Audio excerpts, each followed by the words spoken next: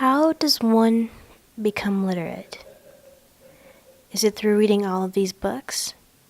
And these ones? And don't forget these. And those.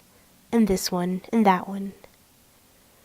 Or does literacy stem from our schooling? Learning that after A is B, and after B is C, and so on. Or finding out that this is a verb, and that this sentence is grammatically correct. Getting a diploma, and then working on a degree. But literacy can't just be a product of school, can it? Or even just a product of the books we read. No, literacy is a journey, one that is affected by every aspect of our lives. Where we are from, what we have done, and who we associate with. My name is Sophie Pangburn, and this is my literacy journey. I was born in a small country called Belarus, which is in Eastern Europe, and my first language was Russian. I had moved to the United States when I was a very little girl, so my mother could pursue her dream of being a skydiver. Very weird, I know. And it was incredibly difficult for me, because I'm a very social person since birth, really. And coming to the United States, I did not speak a lick of English.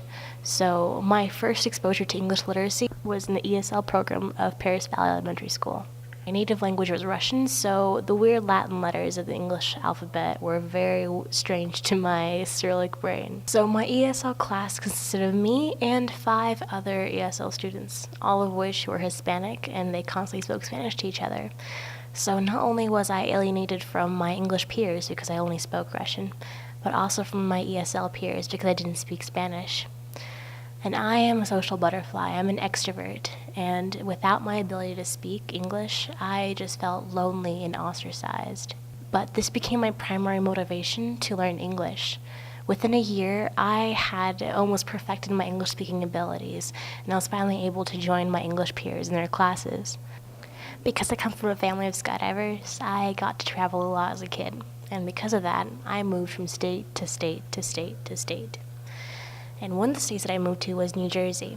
And when I was there, the New Jersey elementary school system had a curriculum in place that divided children into 4 different categories: blue dots, green triangles, yellow lines, and white rhombi. And those were the 4 levels of reading. Now, I had to take a placement test so I can figure out what level I'll be put in. And for some reason, this weird test decided to put me in the lowest level of all, the blue dot. So for the next year, I was absolutely miserable, reading the same books over and over because our reading was restricted to our level. And after a year, I had reread each of those books at least twice. And I was incredibly bored and miserable with reading. I was losing my love for English. And then one day, I look in the bin with the books, and there's a new book.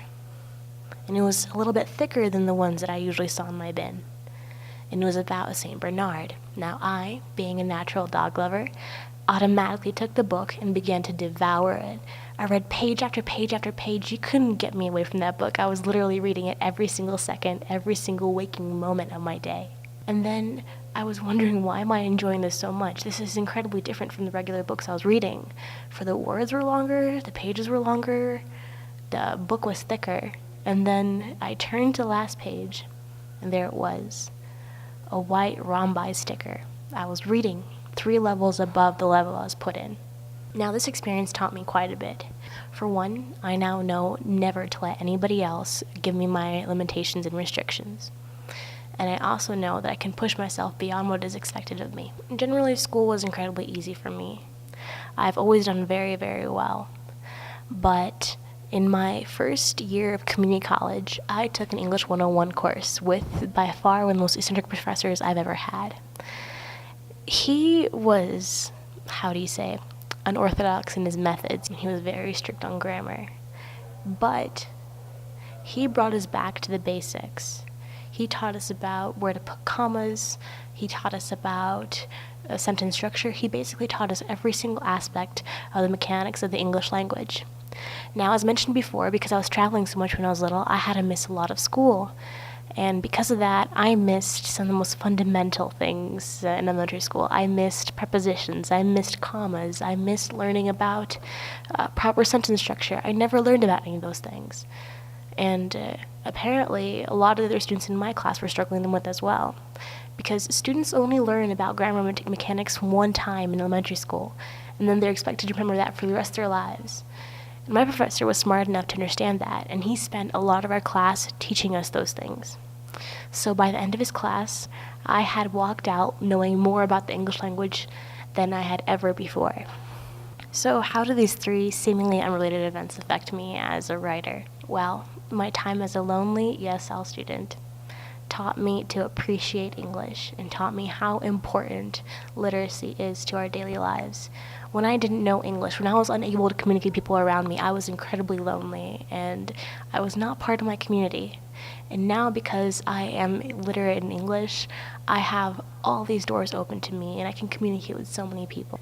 It was through English that I finally felt like I belonged. After I was put in a box by the New Jersey public education system, I dedicated myself to independent learning, and I never let the judgments of other people stop me from my goals. It was only through my self-initiated learning that I gained back my love for reading and writing. Finally, my first English composition teacher in college really instilled a love for writing in me. Not only did his constant teaching of grammar rules give me everything I need to know to become a proficient writer, but it was literally the doorway for me becoming an English mentor myself. These three events are only a few of the dozens, hundreds, thousands that have shaped me as a learner, a reader, and a writer.